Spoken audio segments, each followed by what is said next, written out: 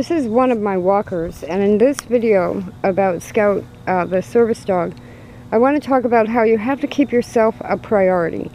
Here he is. Beautiful, wonderful, big puppy, learning very quickly, and yet you can't let all of that and the training plan push your own self out of the way. So this morning I was telling people that it's easiest to walk with him with a cane, and yet when you walk with a cane, you're not really walking evenly, you know, like if you think of flat-footed, and with one leg of mine being bad and the other one being better, my walker is better. But what this also brings up is other things that you might do, especially with a puppy. And I'm going to try and manage the dog, the walker, and the camera. When you have a puppy, the puppy, it's like having a baby. Everything has to be puppy safe. You can't have a lot of stuff everywhere. And in this case, I think anyone who's interested in adopting a scent hound, totally different from Coco being a sight hound. I was cooking chicken for him earlier because the Kong toys and a reward system using the Kongs is great, except the Kong treats that go in them are expensive. And they're also, and this is puppy behavior, you know, you don't want to be feeding junk food to him all the time. So I am cooking some chicken earlier, and boy, did he know the smell of chicken. And to keep him out of the kitchen while the frying pan was going became a challenge. Now, I have medical issues. I in some ways, I'm going to say it, I don't have time for this. So you have to find a balance between acceptable behavior with the dog and keeping your own priorities. Here's another thing. Many of you may know I do a lot of knitting, spool knitting, loose knitting, all kinds of knitting, needle knitting. And I want cane covers on my cane. And because he's a scent hound, I'll show you one. This is my little Coco Bean. It's actually a little hand puppet for kids. It's also like this, a handle, and the week after I lost her, I wouldn't have survived without having this in my pocket. I took it everywhere. And I do have other knitted items of the dog, but this one I could put in my hand, and it helped me through that week of grief and really shock that my dog wasn't here, even though I knew it was coming. So anyway, you can see this is typical. I'm trying to take off with a walker. He's a little bit, what are we doing? There's cars, there's squirrels. And yet, what I have to do is keep me as a priority. So on the walker are two of these knitted items because they're comforting and they remind me of the dog and knitting and everything. So he does this well, which is sit next to me when he doesn't know what we're doing.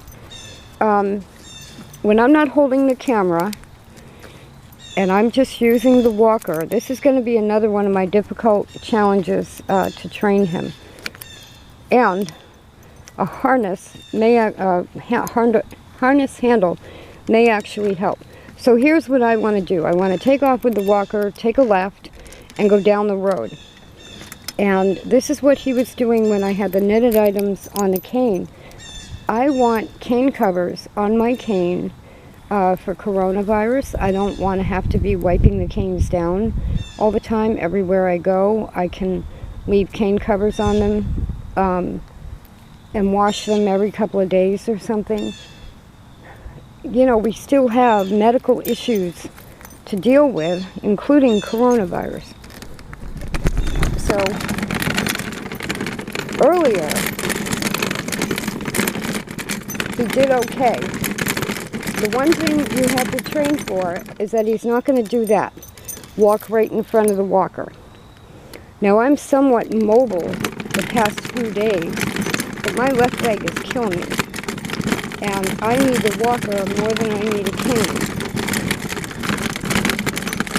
So this curiosity he has about the wheel has to stop. Walking in front of the walker has to stop. When my relative was here yesterday, part of the test was her walking him next to the walker to see if he just walked next to it as if we were a group. And he didn't really. He was, okay, I'm going to go look over here. I'm going to do this. And I know that view's not perfect.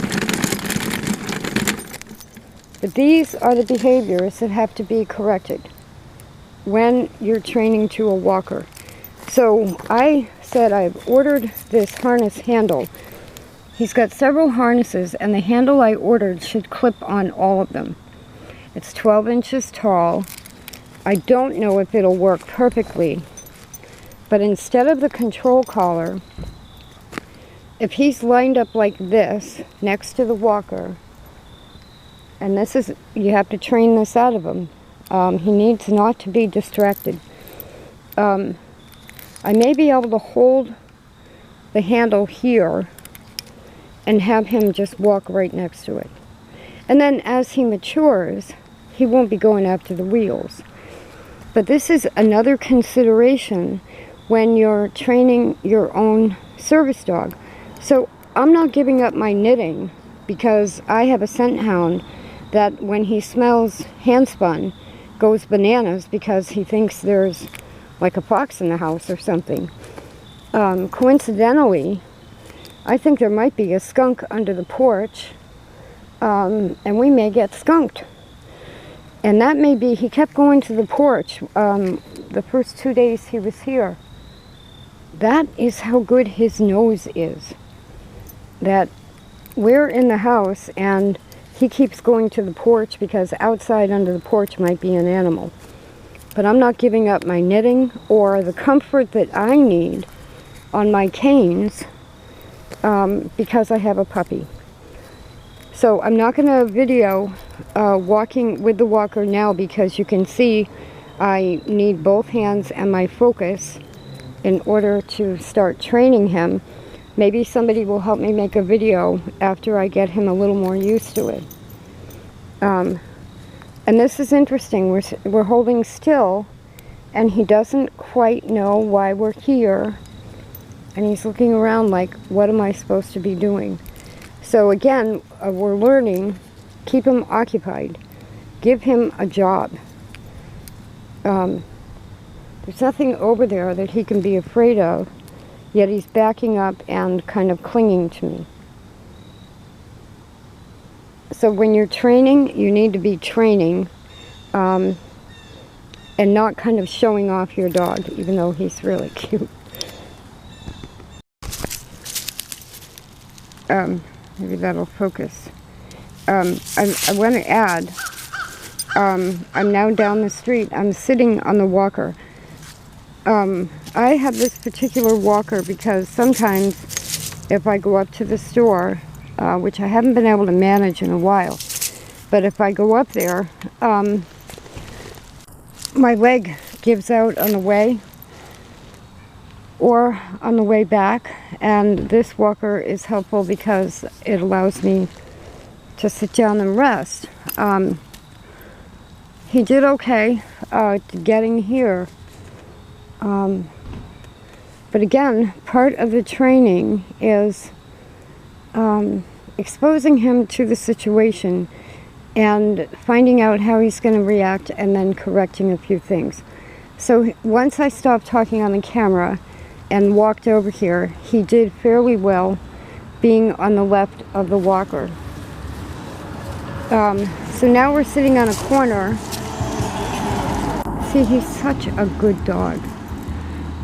You know, if all hound mixes are like this, why are people not grabbing them up? He really is such a good dog. And it's just behavior corrections or more learning. He has to learn that cars go by all the time, that there is going to be traffic. Now he knows that woman. He's seen her. Here comes a van.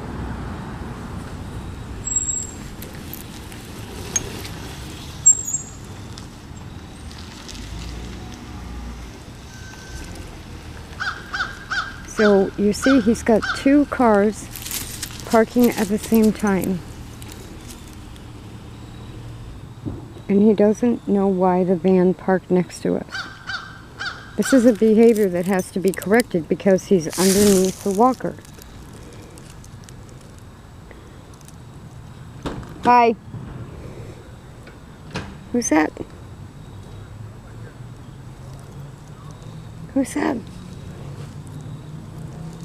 So I can get up, and where does this leave us? You have to get him out from underneath my legs.